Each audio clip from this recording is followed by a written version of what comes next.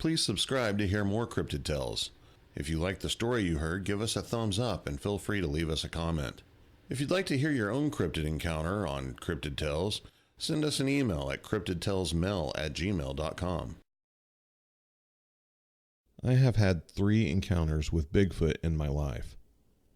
One when I was 5, one when I was 8, and another at the age of 32. I am currently 42.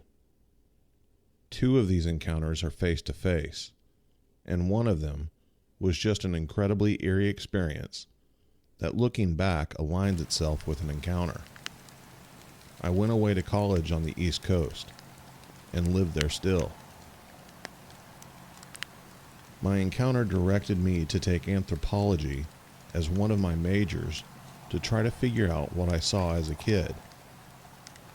My other major was history. I told people the anthropology was to answer the why question in history. It is not true.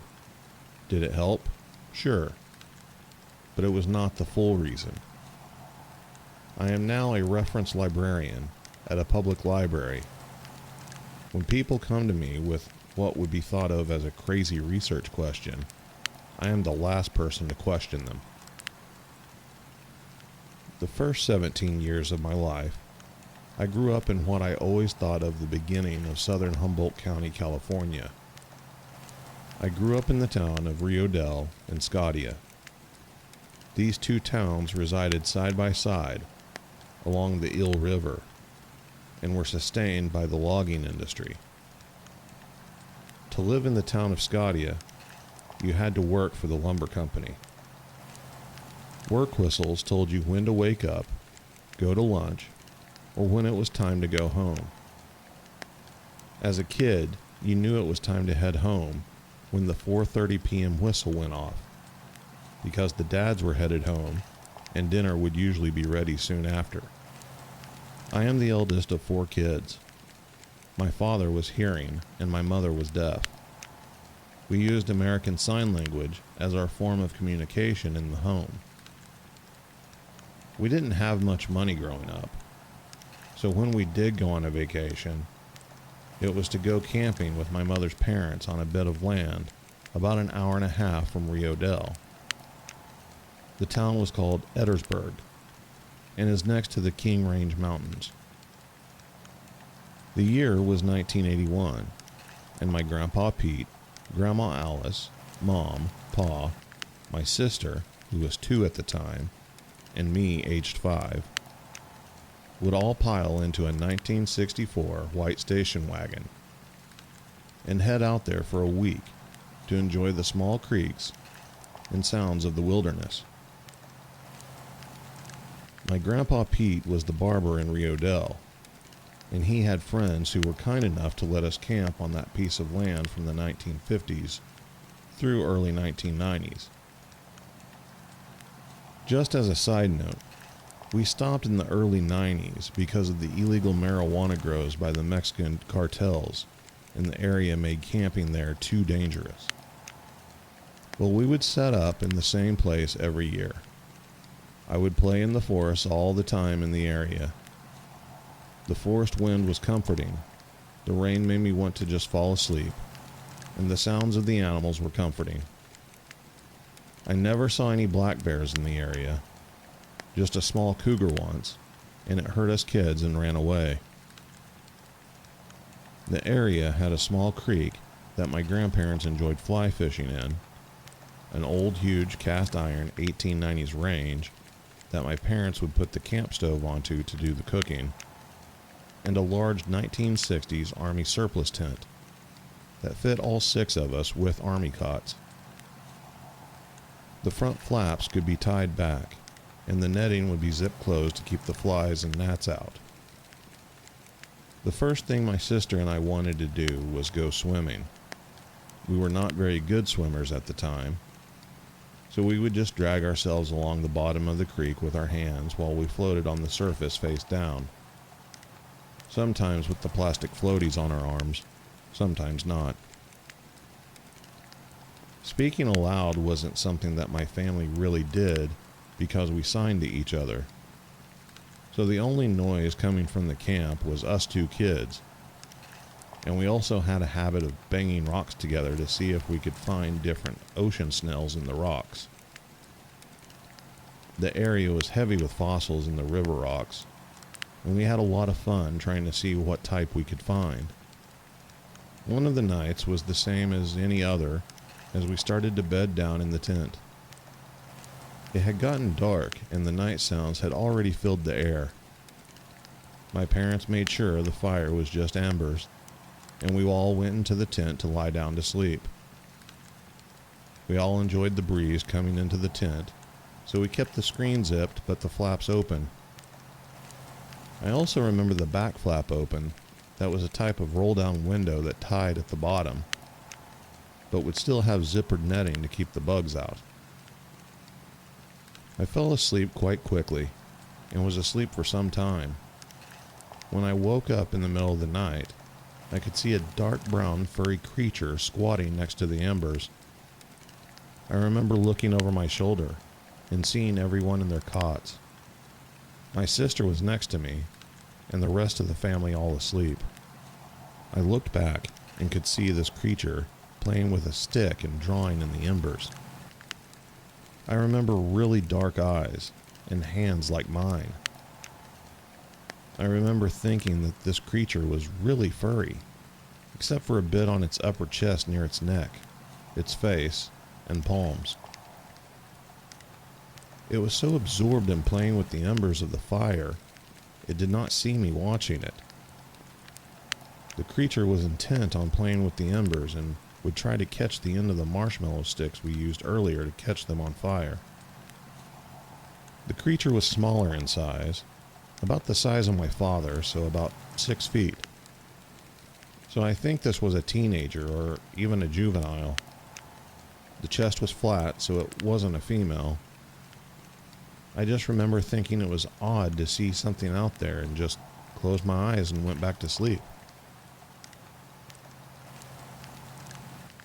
The next morning I got up and my parents were signing back and forth to each other about large footprints that were in the dirt around the campfire.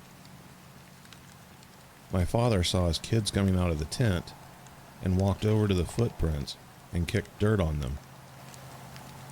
I didn't say anything to my parents at the time because I thought they would think I was just imagining things. Years later, I asked if anyone saw anything. No one else did. My second encounter that stuck with me happened in Pepperwood, California. I was about 8 years old. My sister would have been about 5 years old. Near the beginning of the Avenue of the Giants, right when it opens up to farmland. My family would go to a friend's farm and help them plant and harvest on the weekends. It was a way to help my parents keep some fresh food on the table, but also let us kids play outside. Nothing is as fun as a game of hide and seek or tag in a fully grown cornfield at night. There was an upper and lower field. The upper field had mostly corn and peas. The lower field has things like squash and tomatoes. This lower field backed into the Eel River and had a strip of woods before hitting the river bar. In between the two fields was a strip of dense redwoods. It was long enough to run the length of the fields, but wide enough that you couldn't see straight through to the lower field. There was a small, shaded dirt area that they would park the tractors, disc harrows, and wagons. During the day, we kids would play making stick log cabins. This particular day was late afternoon. My parents were in the lower field planting squash seeds. My sister and I were playing in the turnaround area, trying to build the stick log cabin, and succeeded in building it high enough that we could squat in it and were able to put a roof on it, just sticks laid across the top. We were singing a bunch of songs we just learned in Bluebirds, part of Campfire Girls, and we were having a fun time. My little sister got tired and decided to go down to my parents and lay down on the softly tilled dirt. She said she liked the soft dirt when it was nice and warm. I said I was going to play by myself for a little while longer. I was humming to myself for about 10 minutes or so, and was piling dirt up in the play cabin when I noticed that the woods went absolutely quiet. No wind sounds, no bird song, not even the sound of flies or gnats buzzing around. I also noticed that it was getting dark. The redwoods get dark and cold quickly because of the amount of tree canopy, but this was darker than normal. I started to look through the cracks of the cabin to see if I could see anything. I spun slowly on my knees and looked 360 degrees around me. I saw nothing, but could feel someone watching me. It gave me chills. I remember thinking, "Don't run." I was afraid of whatever was watching me would chase me. So I crawled out of the cabin, and instead of running, skipped towards my parents. I was not a girl that ever skipped in my entire life, but it was the closest thing I could think of doing without making whatever was watching me chase after me. I went and sat on the wagon and just stared at the ground for a bit until my body and mind calmed down. This didn't last very long, because about 5 minutes after I sat down, I heard something make two very loud whoop sounds. The sound started low and got high sounding. It echoed all over the farm area. My father, sister, and I looked around trying to find the sound. Mama saw us looking around and signed, "What?" Papa got my mama's attention by waving at her and told her that we all heard a sound. My papa looked nervous and told us kids it was an owl. I had never heard owls make those sounds before, and we heard them all the time. This was so loud we heard it in our chest. Papa called us kids over to be near him in the rows and made me start poking the holes to plant the seeds, while my sister followed behind and threw a few seeds in. Papa put fish meal on the seeds and covered them. When we finished that row, we left for the day. I don't know what was watching me, but it was an encounter with something that made the hair on the back of my neck stand straight up and chills go down my spine. It is a memory that has always made me uncomfortable to this day. My last encounter was in 2009. Those of you who live in Humboldt County know how hard it is to always have a reliable plane ride from San Francisco to McKinleyville. I was trying to fly north from San Francisco after an early morning flight from Boston because my grandma had died. The flight was hard enough emotionally, but then the flight north was canceled due to fog. So I had to get a rental car, a Ford Taurus, last minute. So I now had a 4-hour ride ahead of me, on top of the flight starting at 5 a.m. back east. The ride and week in Humboldt was exhausting and heartbreaking. I then had to get up at 1 a.m. to drive to San Francisco to catch my 6 a.m. flight back to Boston. The ride south was fine. There were clear skies, not much fog, except a few in the lower dips next to the rivers. There were no cars going or coming. I was truly alone on the road until I hit the straightaway just before coming into Laytonville. I could see something big squatting on the right-hand side of the road. At first, I had no idea what I was looking at. As I slowed down to a stop next to it, the creature turned and looked at me. I got a glimpse of red eye shine as I stopped next to it. My eyes got wide and my mouth fell open. My thought was, "Oh my God, it is what I saw." My next thought was, "Don't show teeth. Teeth mean aggression." So I smiled the best I could without showing my teeth and waved at the creature. The creature kept looking at me and then down the road. back at me, then further down the road. It did not respond to me when I waved at it. I sat there debating with myself if I should get out of the car or try to speak with it. The anthropologist in me was freaking out, excited. The child that saw the creature felt excited.